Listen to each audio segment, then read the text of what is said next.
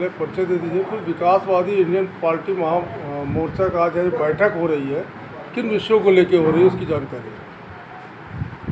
आज हम लोग मीडिया के माध्यम से आम जनमानस को बताने का प्रयास कर रहे हैं कि देश की जनता, देश की आवाम, देश की धड़कन 100 से अधिक दलों को एकजुट करके हम लोग आगामी 2027 के चुनाव में करीब 400 सीटों पर संयुक्त उम्मीदवार हम लोग खड़े करेंगे वीआईपी महामोर्चा के बैनर तले, जिसमें करीब 100 दलों की भागीदारी होगी।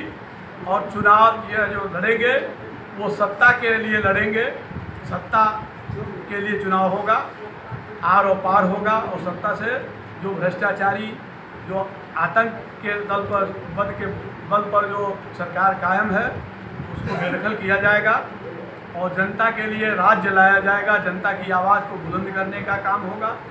जो भ्रष्टाचार है उसका खात्मा होगा, जो इस समय भय व्याप्त है उसका समापन होगा, महंगाई खत्म की जाएगी, बेरोजगारी खत्म किया जाएगा, सरकार की कुरीतियों को, सरकार के जो मंशा है उसको जन जन तक अवगत कराया जाएगा, बताया जाएगा।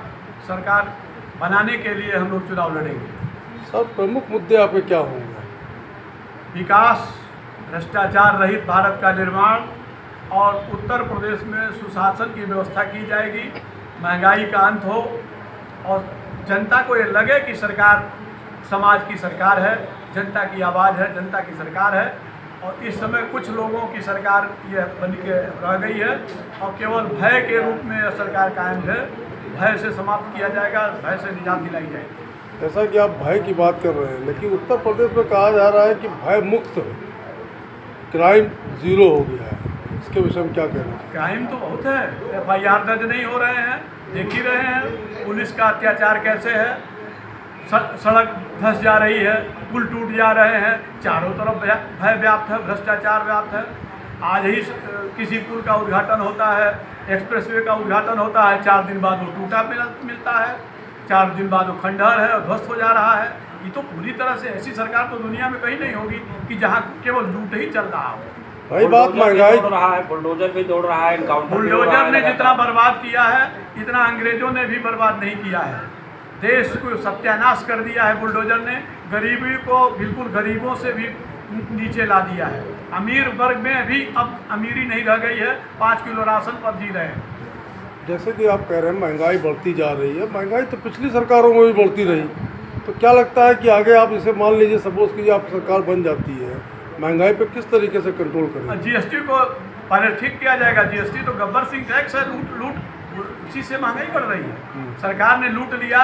सरकार में जो दल हैं उनके 700 जिलों से अधिक में उनके ऑफिस हैं, उनके 7 मंजिलों के ऑफिस बन रहे हैं।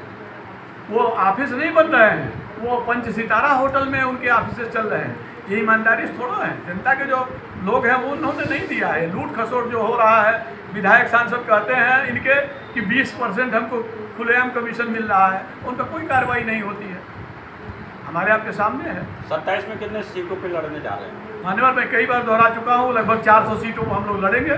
2-4 सीट किसी प्रियजनों को जो अच्छे होंगे, जिनको विधानसभा में जाना चाहिए, उनके लिए सहानुभूतिपूर्वक अगर सोच सकते हैं तो हम लोग हो सकता है उसमें प्रत्याशी। किसी बड़ी पार्टी का सहारा लेंगे या फिर जो है अपने? अभी तक तो कोई ऐसी योजना नहीं है। हम लोग 100 दल काफ़ी है, 100 से अधिक दल हैं। हमारे माध्यम से क्या अपील करना चाहते हैं आप प्रदेश की जनता को?